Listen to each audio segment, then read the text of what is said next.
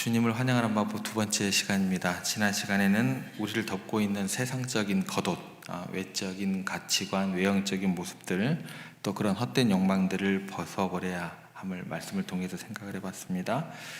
무거운 외투를 벗어버리듯 세상의 무거운 짐을 내려놓고 진정으로 자유롭게 주님을 맞이할 수 있는 말씀을 함께 나누었습니다.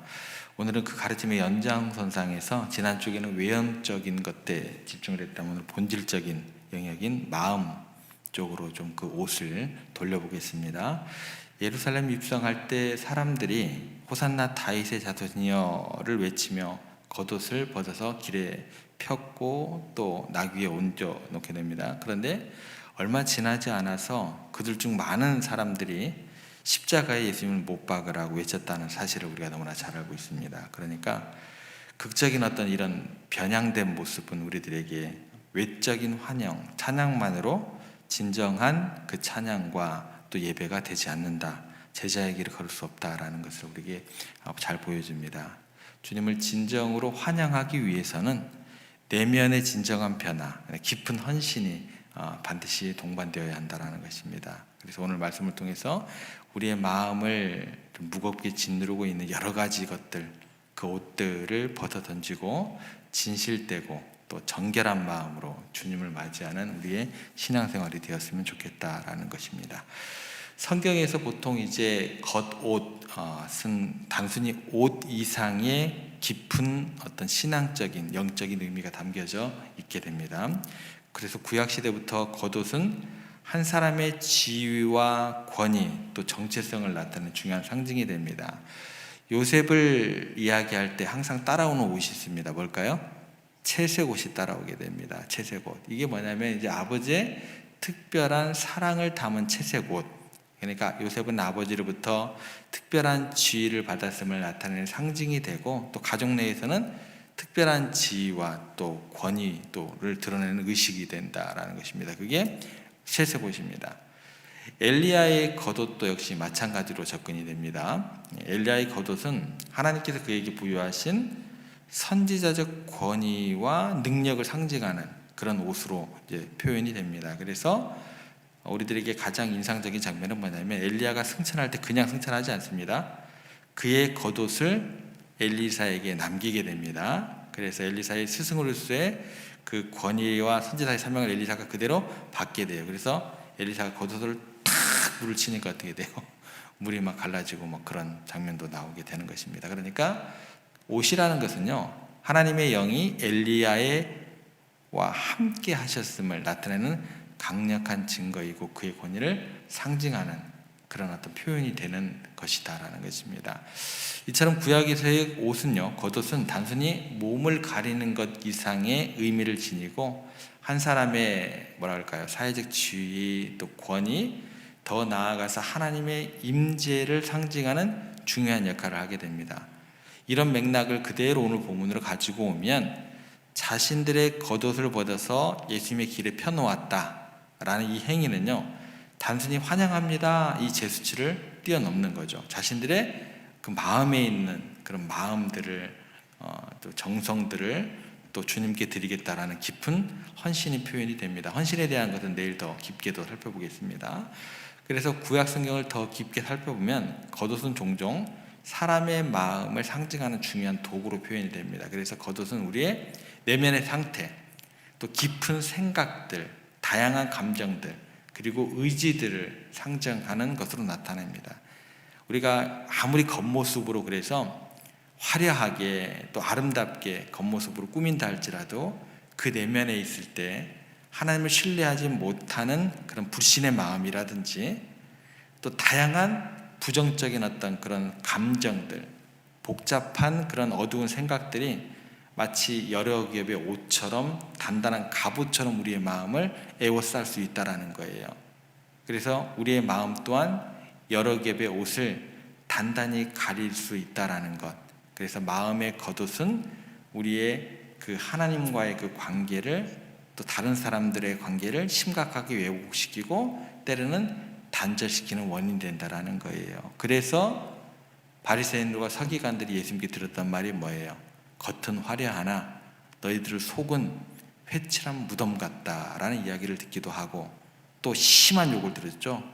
우리나라로 이야기하면 뭐 도구라는 얘기까지 들만한 독사의 자식들아 라는 얘기죠. 네가 아무리 겉을 아름답게 꾸민들, 네 마음을 포장을 한들 네 속이 어떻냐는 거예요.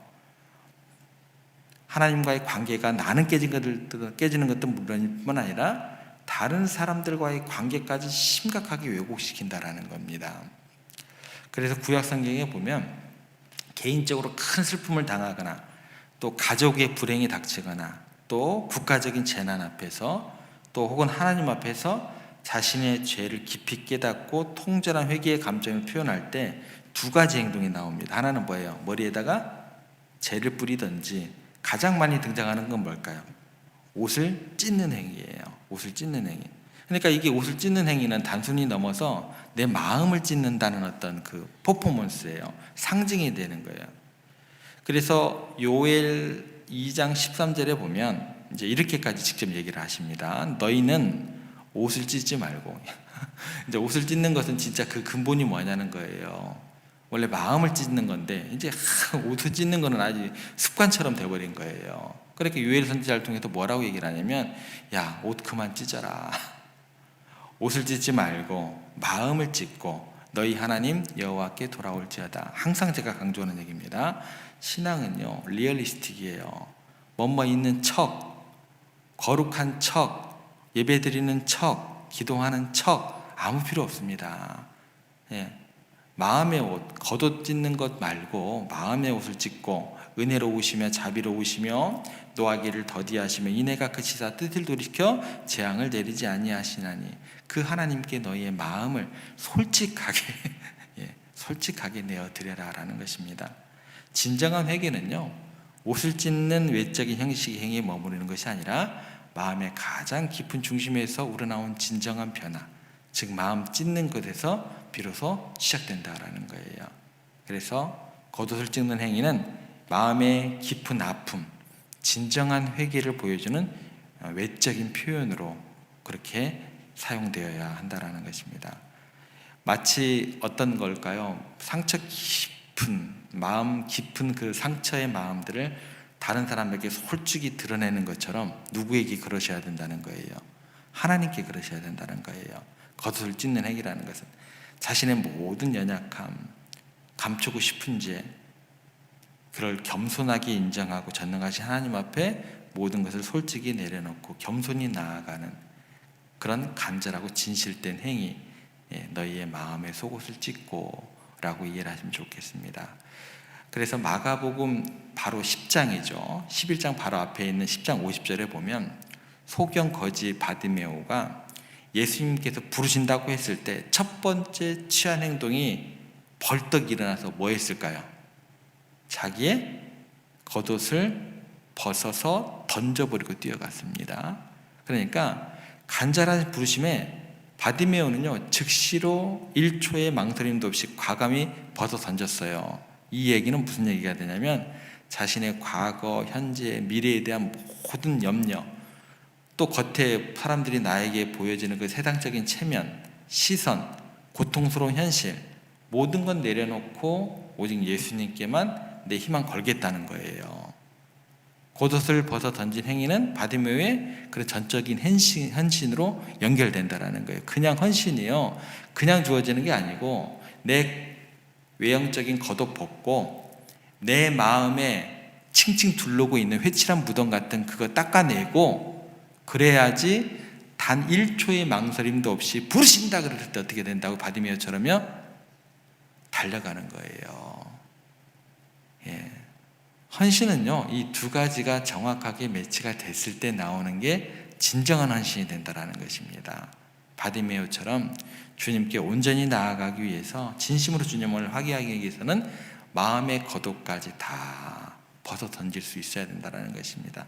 세상적인 체면, 시선에 대한 의식, 높아지려는 교만한 자존심, 또 과거의 상처, 잊혀지지 않는 아픔들, 끊임없이 우리를 괴롭히는 죄책감, 미래에 대한 두려움, 하나님께서 창조하신 순수한 모습을 가리고 있는 부정적이고 어두운 생각, 이런 감정들까지 다 내려놓아야 된다는 것입니다. 그런데 안타깝게도 많은 사람들이 특별히 하나님의 거룩한 교회 안에조차도 무거운 마음의 겉옷을 과감히 벗지 못해요. 이렇게 되면 뭐가 되는 줄 아세요? 마음의 무거운 겉옷을 벗지 못하면 자꾸 외형적이 돼요. 형식적이 돼요. 자꾸 겉옷까지 더 껴입게 됩니다. 더 화려해야 되겠고, 마음의 속옷이 무거운 짐을 있는 것을 보이기가 싫으니까 두꺼운 겉옷을 다시 껴입어야겠고, 겹겹이 더 걸치려고 하는 안타까운 신앙의 모습으로 나타나게 된다는 거예요. 그래서 어떻게 되냐면 교회에서 사회적인 명성이 중요하게 되는 것입니다. 교회에서 어떤 현상이 나타나게 되냐면 많이 배운 사람이 중요하게 되는 거예요. 힘 있는 사람이 교회에서 떵떵거리는 거예요. 돈 많은 사람이 떵떵거리게 되는 거예요. 이런 겉옷들을 치렁치렁 달고 교회에서 큰 소리를 치게 되는 것입니다. 그리고 기도의 제목이 어떻게 되는 줄 아세요? 이런 겉옷, 마음은 아예 신경 쓰지도 않아요. 이런 겉옷들 더 걸치게 해달라고. 이게 신앙생활인 줄 알아요. 이게 메시지가 돼요. 그래서 주님의 전에 와서 이런 메시지를 맨날 듣다 보니까 맨날 기도하는 것이 뭐예요? 이것도 해주세요. 저것도 누리게 해주세요. 이것도 치렁치렁 걸게 해주세요. 이런 기도 제목이 되더라는 거예요. 참 안타깝죠, 그죠? 이게 뭐냐는 거예요. 그래서 그렇게 위세를 부리려고 하니까 예배가 안 되는 거죠. 어디 감히 교회에 와가지고 내가 큰 소리를 쳐요.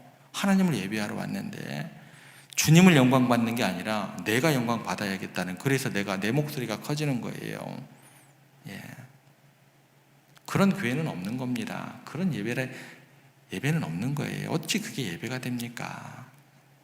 외적인 모습에 치중하는 모습, 전혀 신앙의 본질과 너무나 거리가 멀게 되는 마음의 옷, 외적인 것들까지 더 감추기 위해서 외적인 것을 채우는 그런 신앙의 모습, 마음의 겉옷을 벗지 못하고 오히려 더 걸치려고 하는 잘못된 태도는 자기 중심적인 교만으로 그대로 향하게 됩니다.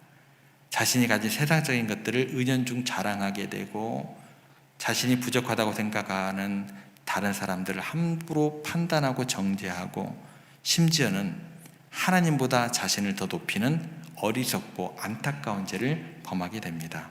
이러한 뿌리 깊은 교만은 치명적인 결과를 초래하게 됩니다. 야고보 사도가 이렇게 얘기를 합니다. 그러나 더욱 큰 은혜를 주시나니 그러므로 일렀으되 하나님이 교만한 자를 물리치시고 겸손한 자에게는 은혜를 주신다 하였느니라 라고 말씀하십니다.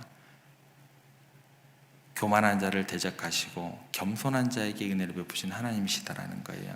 우리의 마음의 겉옷을 벗고 겸손히 우리가 하나님 앞에 나아가는 것, 그게 신앙의 본질이 될 것이고 하나님을 예배하는 자세가 되어야 할 것입니다.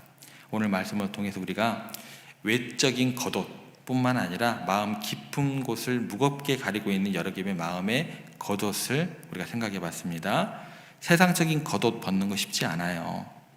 근데 그 이상으로 어려운 게 뭐라고요? 더 중요한 것이 뭐라고요? 마음의 겉옷, 과감히 벗는 용기와 결단이 필요합니다. 바디메오처럼 주님께서 부르신다 했을 때 1초도 망설임 없이 모든 건 내려놓고 오직 예수님을 향해 나아가는 우리가 되어야 될 것입니다. 내가 예수님을 사랑한다고 한다면 내가 그 주님, 구세주의 그 음성이 들리기를 기다리고 있다고 한다면 망설임 없이 뛰어가는 게 맞아요. 그렇지 않는다고 했다면 내가 그분을 기다렸던 게 아니에요. 내가 신앙생활을 제대로 하고 있던 게 아니에요. 그죠?